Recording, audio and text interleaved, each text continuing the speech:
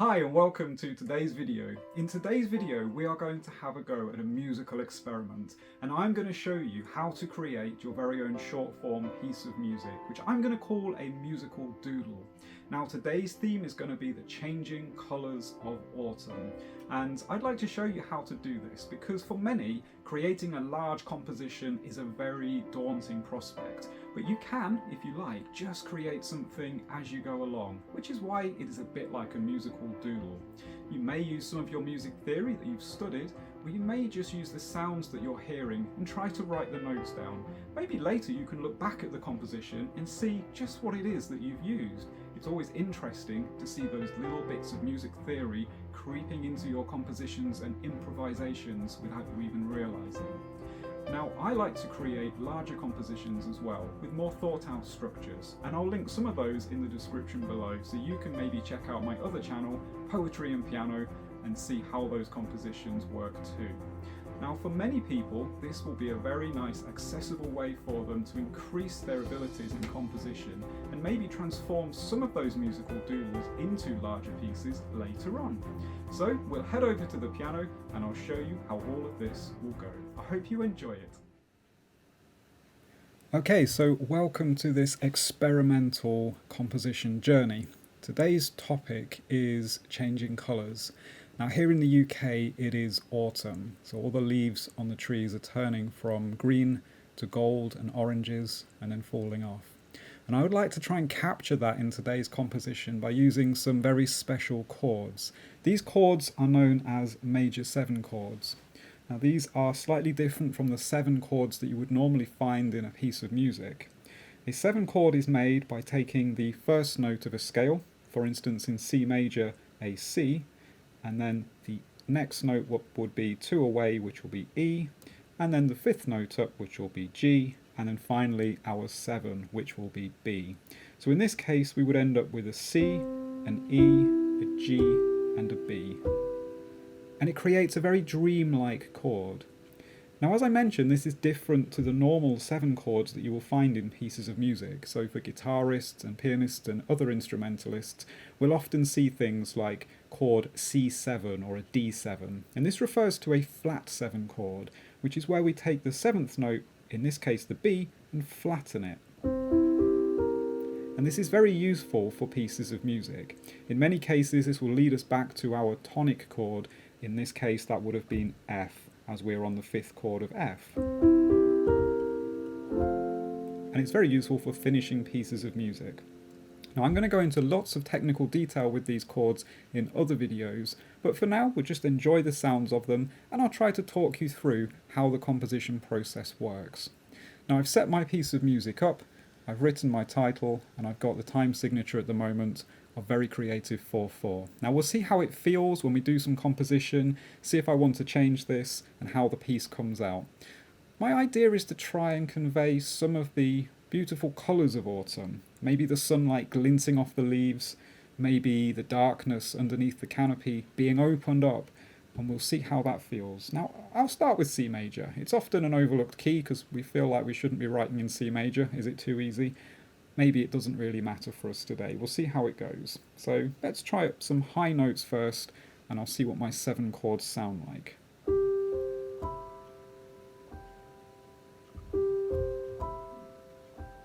I quite like that, to be honest, so I think we'll do that.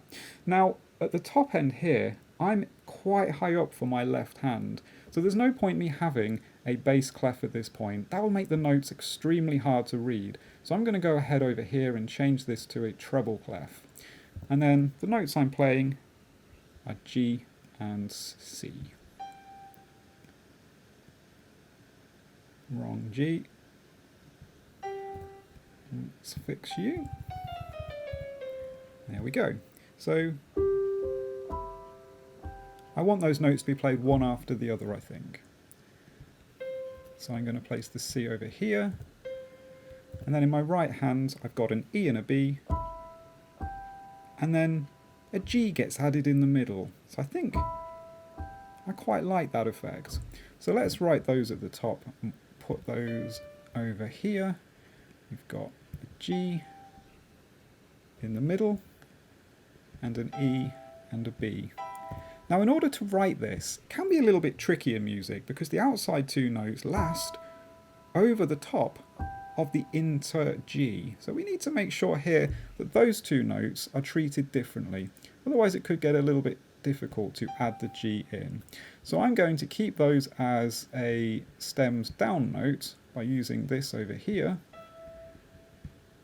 And that means I can make them a little bit longer, and it means then I can use a different part to add the G into the middle of them.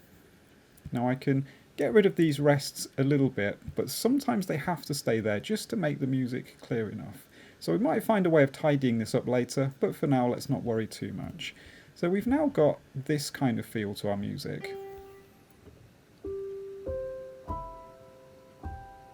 which I think is a very nice start. But let's have a think about the timings. 1, 2, 3, 4, 5, 6.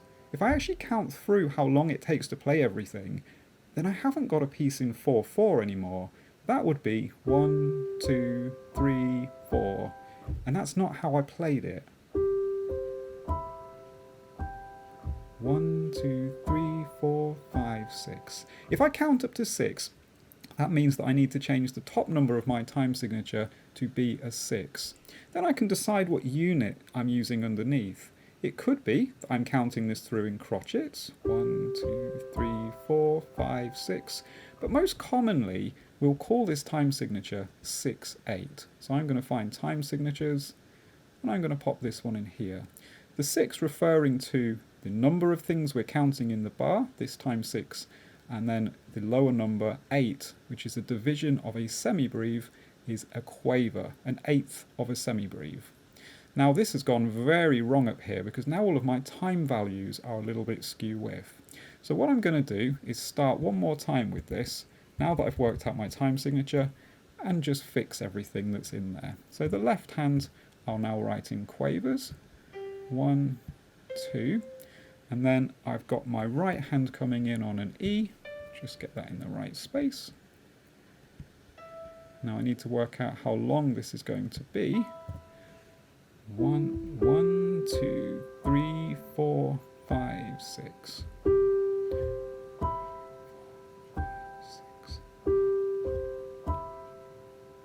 6. I think that works really nicely. So we'll turn that there, and then we'll pop the G back in the middle.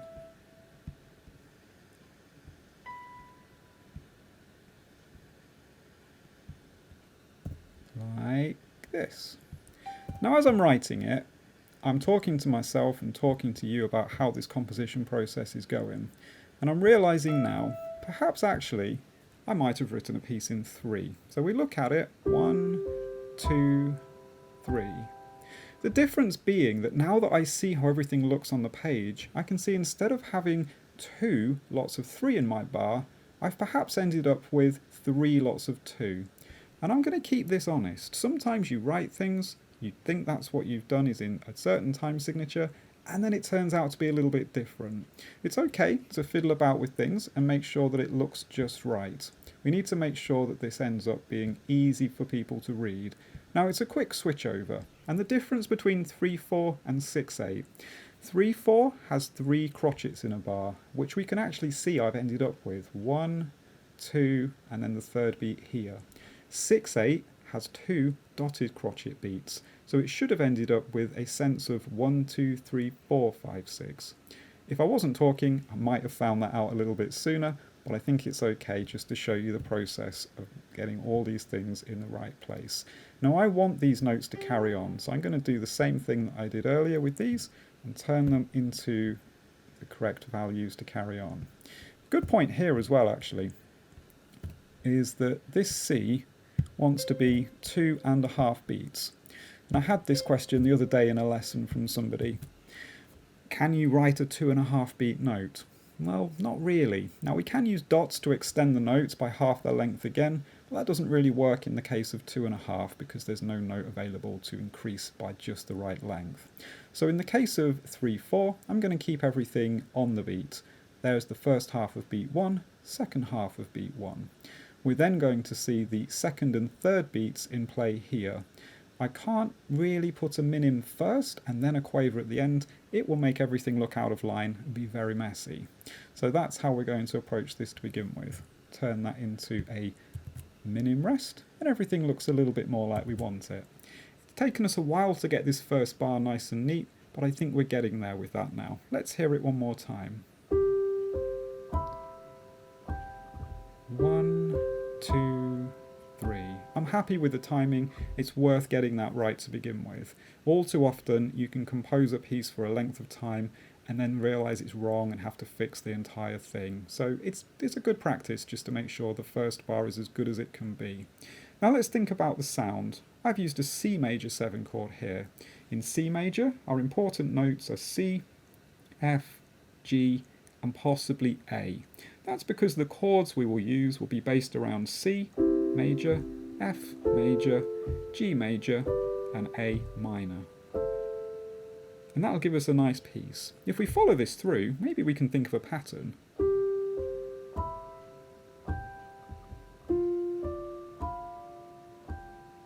Quite like that. That's using a different type of 7 chord. Maybe we could use a major 7. Maybe not.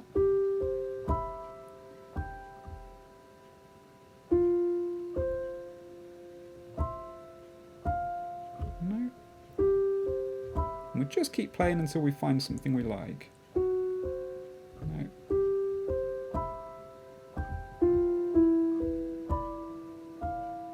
No.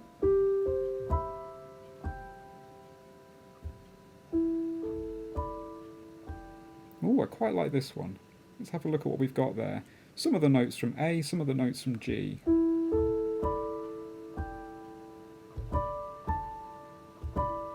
Yeah, quite like this actually. So let's write these notes down and figure out what it is that we've got. We've got an E and an A in the left hand. So I'm going to copy these bars as it's the same rhythm.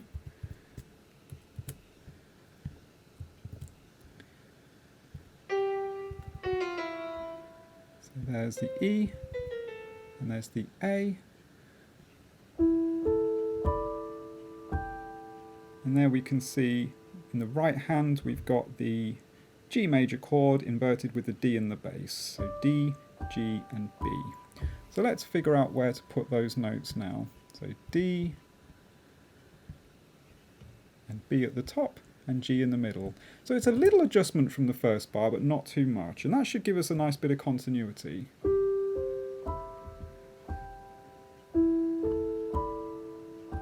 I quite like this now.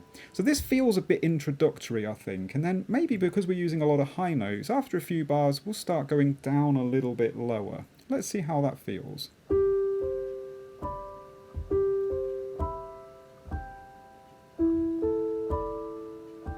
Maybe we could do with jumping down the same amount. So we've gone from G to E, follows down here we might go to C.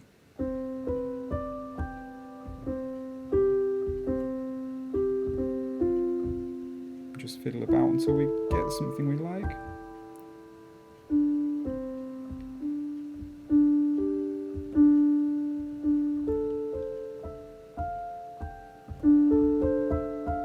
Quite like the sound of this, so I think we'll go with these notes for now and see how that sounds. Maybe a little different rhythm as well.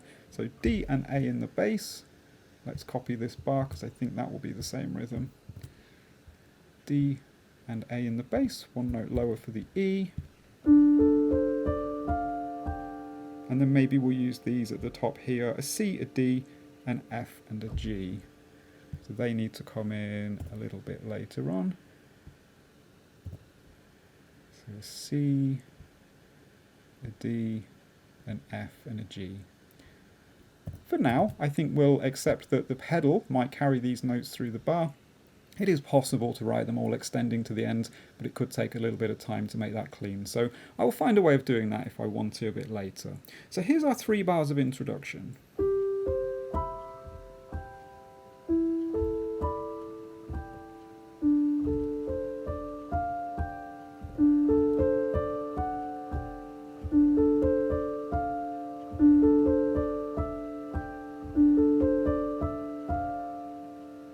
I might actually change that top note. I think probably we sound a little bit more like we're going somewhere if we go up to the F.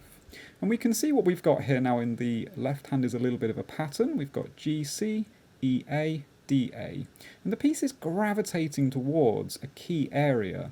We've got here a bit of a C chord, this is a bit of an A chord, and this is a bit of a D chord. Now if I look at the alignment of all of these, they're starting to fall more towards perhaps the A minor area as well. This is interesting. We'll see where it ends up. So there's a little bit of an introduction for us.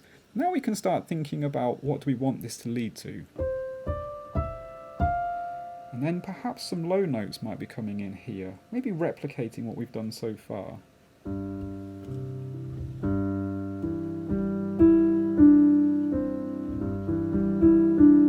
Quite like that. Maybe we'll have that sort of play as well then.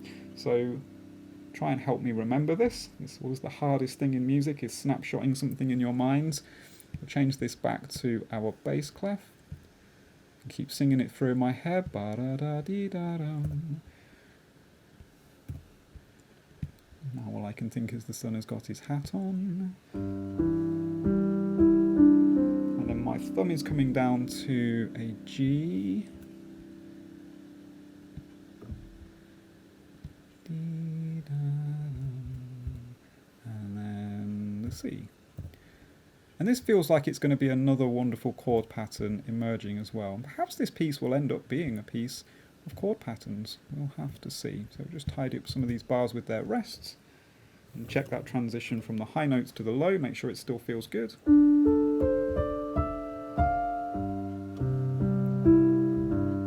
Play the right notes, let's try again.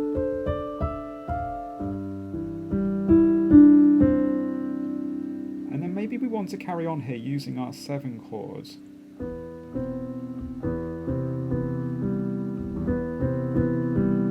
I think that sounds nice. We're going a little bit E minor there, so E, C and E. Grab some quavers down here. E, C, E, and at the same time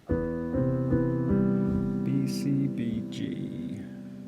So this is our first real difference in texture here as well. So far we've been playing a fairly one note at a time feel with very little in terms of chordal action, and this is now moving towards being more of a sort of homophonic style with a melody and accompaniment. So we've got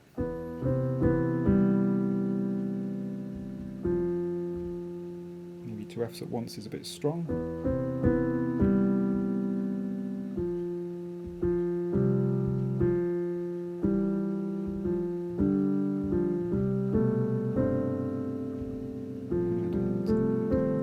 Quite like this in the right hand. And we'll see how this fits in. Da, da, da, da. So F, G. Now I can see this is completely destroying my sense of time signature at the moment, but I'm going to go with it because I need to figure out what this is going to sound like. Now I need to think about an accompaniment here. So we're playing something which is very F-based, but I don't want to sound too strong, so I might just taper that sound a little bit here with some suggestive chords, maybe an A and an E. Is it too strong a clash?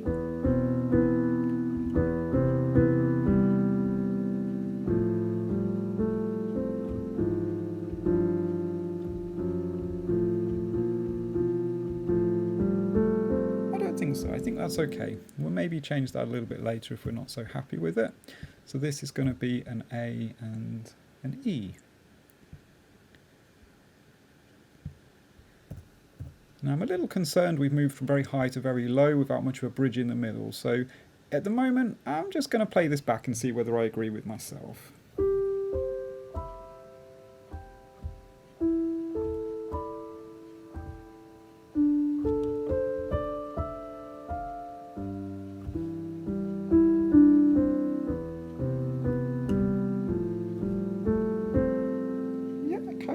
Happy with it so far. Now if we think about where this is going, we can think about maybe this melody having more phrase to it then. Maybe this could be part of a major 7 chord. Let's play it back. Maybe it could be an E flat major 7 chord.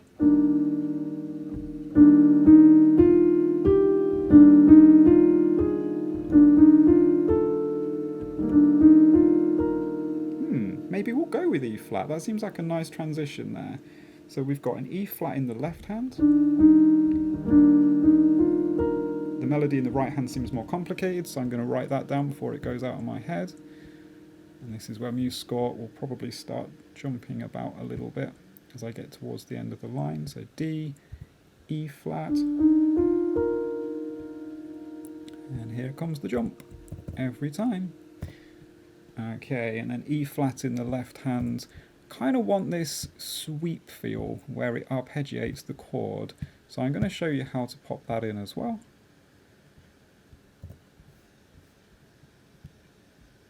So in arpeggios, and we'll pop this mark in here to show that the chord is played in an ascending way, the rising left hand chord like this.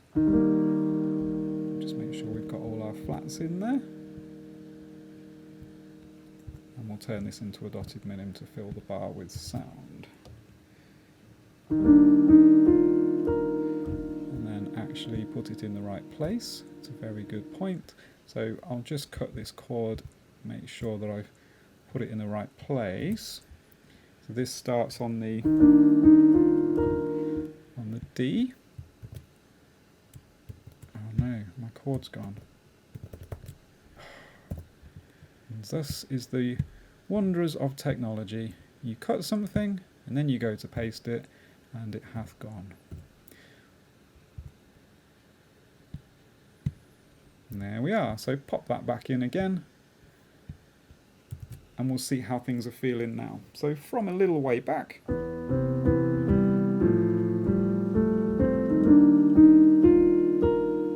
feels a bit abrupt from the A. I think I might alter this a little.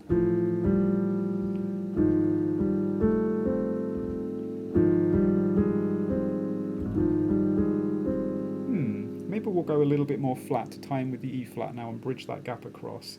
A flat and E flat. And then that should tie in a bit nicer then.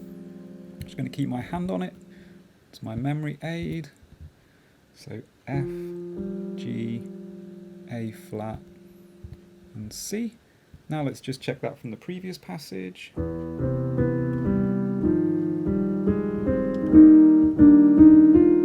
Yeah, I think that's okay.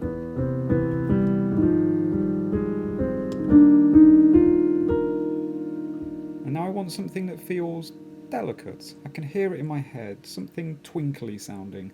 Let's see if we can find the notes. Yeah, that's the kind of thing I had in my head. Let's see if it fits in with it down here. So we've got an E flat and a G, quavers, E flat and a G, going down to D. Now this composition style is very freeform. There's no planning at all. It's just a creative output. If you were trying to write something in a specific style, like a sonata or a theme and variation piece, you clearly have to do a lot of planning and actually write melodies and try and do things in the right way. But this style is a little bit more accessible for people who perhaps haven't got the time or the energy or the knowledge to be able to plan those things and write them in the right way. So this is a good way for anybody to compose with a little bit of knowledge of chords and keys. You can just fiddle about and try and get something to sound nice. We're taking into account the structure a bit. We have had a bit of repetition at the beginning. We'll try and bring these figures back at some point.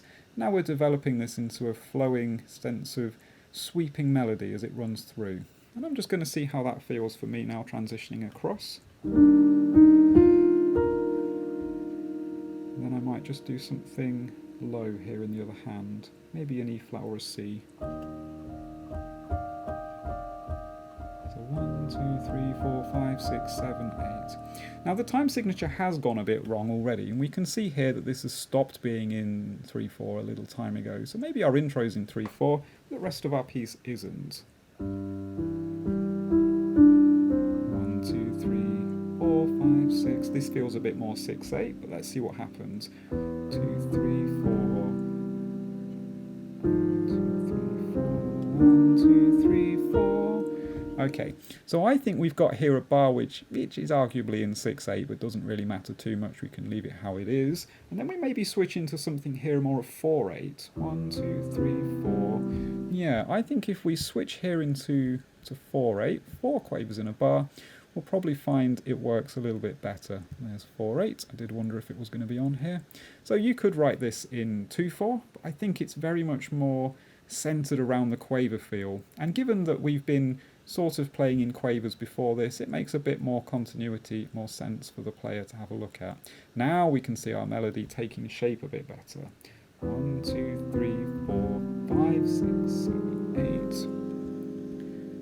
It does feel like a separate bar, and then 1, 2, 3, 4.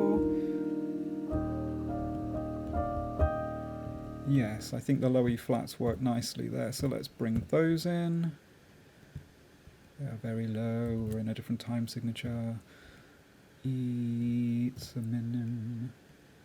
Okay, so E flat, and then E flat. The computer's not going to let me write that, so I'll just pitch it down. Okay, so let's try and think about this timing now. 1, 2.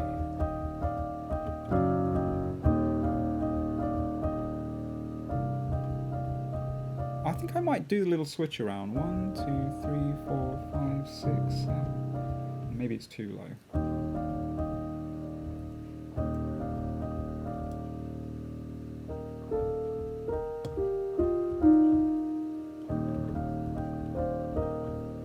Maybe a little melody up here. Yeah, I quite like that. So maybe we'll have a little bit of a play around with this and just pop the clef back up into treble there for this bar. Dee-da-da. Quavers. And then we'll just copy this bar across here. Fill it up. There we go. So 1, 2, 3, 4. No, I had it on the other note. Yeah, so I think we want to bring these in a little bit earlier than this. So I'm just going to clip this note short and bring the treble clef back to here. Let's get rid of it there. And you can see now why we do want this in treble clef, because it's going to make the notes very much easier to read. And I don't really have any regard for the player, it seems, making things a little bit tricky for them, but I try my best. 1, 2, 3, 4, 5, 6. Then I might go for the C's.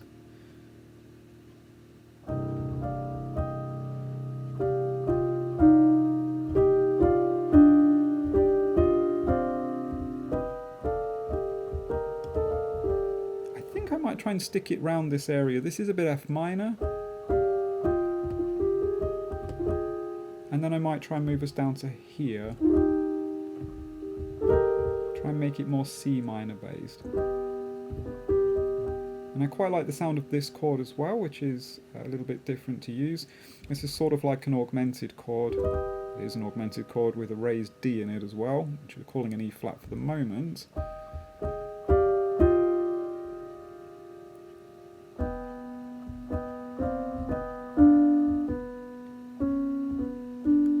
Tune in my head, I'm just trying to think through.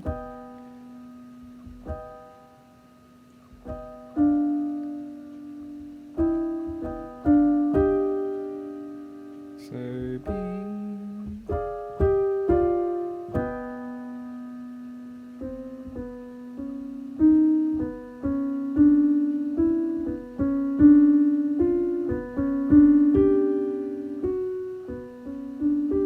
Quite like this tune as well. I'm not sure if it's going to fit, but we'll just see if we can pop that in as well.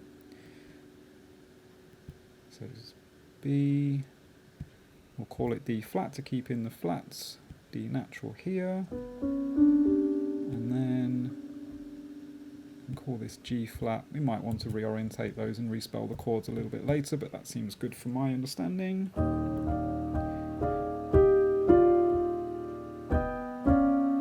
This isn't going to work now, so we need to move. First thing there is to put in the D flat to match down below. We don't want any false relations, always turning up when you least expect them.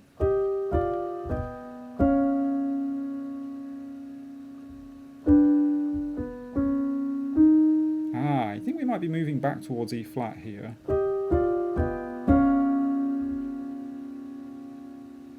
maybe we actually want this hand to play this.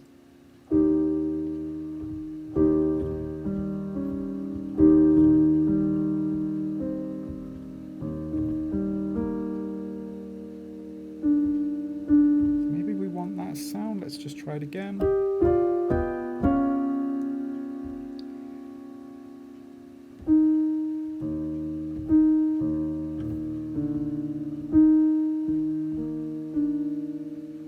I might bring this back to the beginning then. Yeah, so I think what we'll have there is a crossover in the parts. We'll just get some rests in this bar in the easiest way we can. And then this can become the E. We'll figure all those time signature things out later. So let's pop this down here. Make sure then that this gets sounded. And then this could be the beginning of the bar. What I'm going to do then is pop us back into 3/4. And hopefully this will tie this little piece over and connect it to the ends. And we'll see whether we've formed anything cohesive under this rather less than ideal creative atmosphere of creating a video. But if we can do it, it will be very interesting to see what the outcome is. So we've got here the treble clef notes. Make sure we're in the right clef. So this is a B flat. So we've got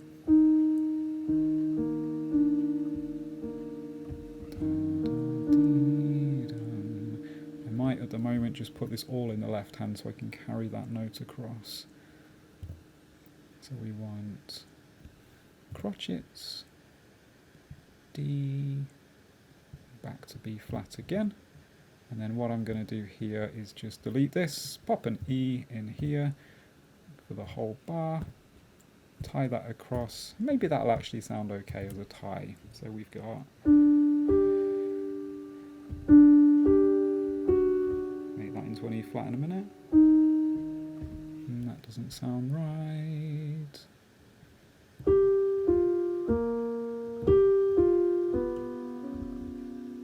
Because it's meant to be at the beginning of this bar.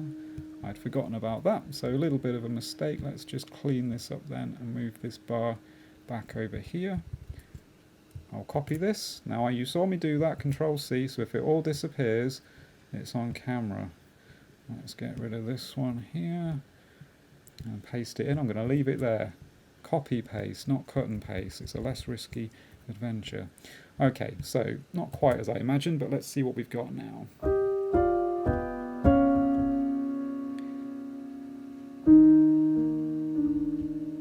The E's quite strong, might keep that in. Let's turn that into an E flat before I forget.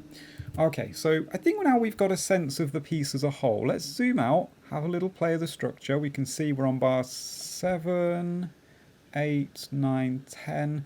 12 bars might be nice for this size of piece. Let's have a go.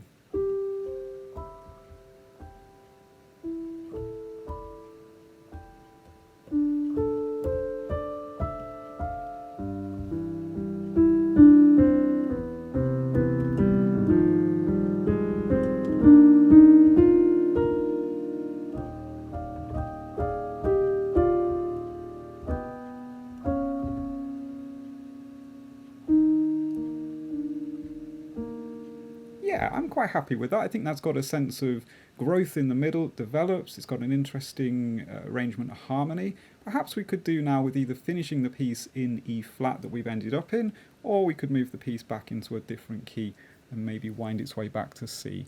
I don't really mind where my piece ends up because it's just the same as the autumn leaves. They float down gently and land where they will. Let's see what happens to our piece.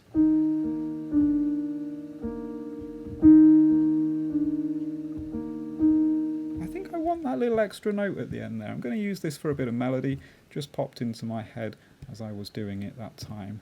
So maybe we could just have an extra E at the end, tie the first one on, and use this to combine the two sections. And we can keep this pattern in the left hand, which is reminiscent of the beginning and gives us a way forward. I've got a feeling I'm going to want it the same number of times to make sure that this feels the same as the beginning. And And I might keep the note.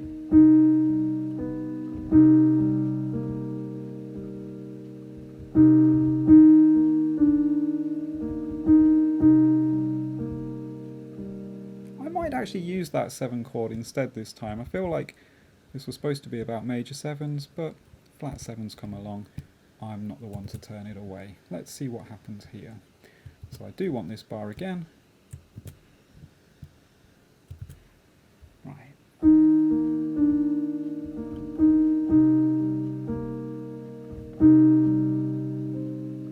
Ooh, I actually just think it should be a C.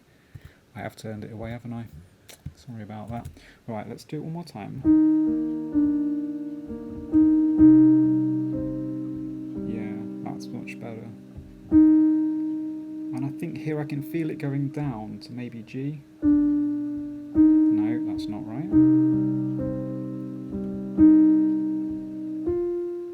F.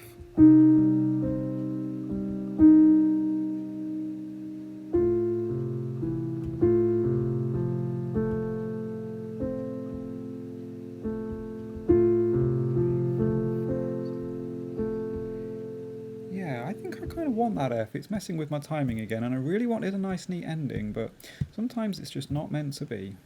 So let's try it one more time. Down here, I think this bar is going to have to go, and maybe this could just be a nice little ending on the piece. So we've gone down into the bass clef again. So if I can change that back to bass clef, and we're going to have a lot of clef changes to practice in this one. So A, C, F.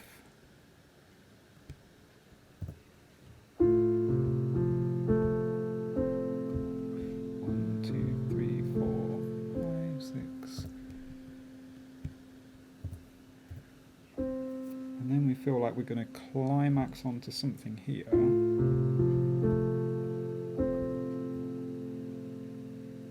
Maybe it's going to finish from F back into B flat.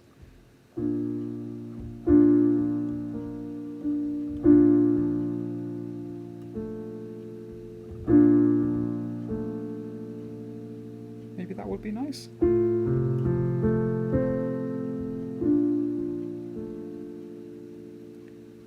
Maybe we'll jazz the chord up a little bit. We've ended up where we've ended up. So I'm going to just pop those notes in here. B flat. This is where I'm praying it doesn't go on to another line, because there's nothing worse. And then all we have to do is widen our... it happened. I mean, it's not going to take up that much of space, is it? So let's see whether we can sort that out later on. Might not be the most exciting thing to watch on camera, so... I'll see what I think. Let's turn this into a minim. Oh, it's put it back. Sometimes things just work out nicely. Right, let's turn you into a minim. And obviously there'll be a lot of tidying up, a lot of dynamics to put into the piece, so we know where our louds and quiets are. For now, I've got that in my mind, and I'll pop those in a little bit later.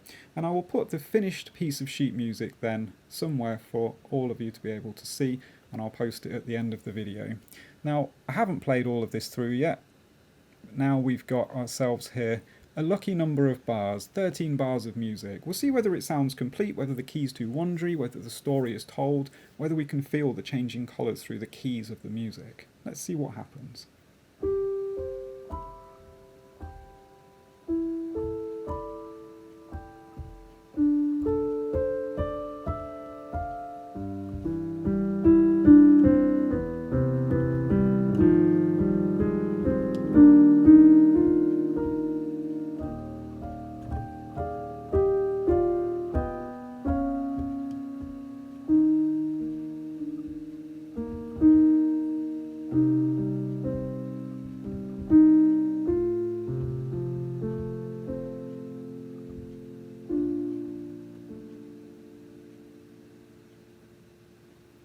Well, I am very happy with that.